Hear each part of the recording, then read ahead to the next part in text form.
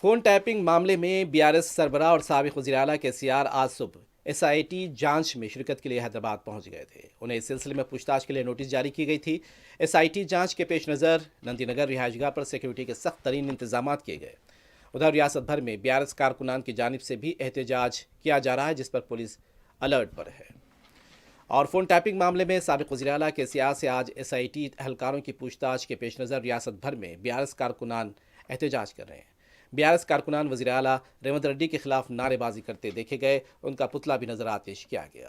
سابق رکن اسمبلی سی رام موہن ریڈی اور دیگر BRS قائدین نے مکتھل میں احتجاجی پروگرام میں شرکت کی اور وزیر اعلیٰ ریونت ریڈی کا پتلا نظر آتش کیا گیا۔ ادھر BRS لیڈر سری دھر ریڈی نے حیدرآباد کے ملک پیٹ اکبر باغ میں احتجاج کیا ہے۔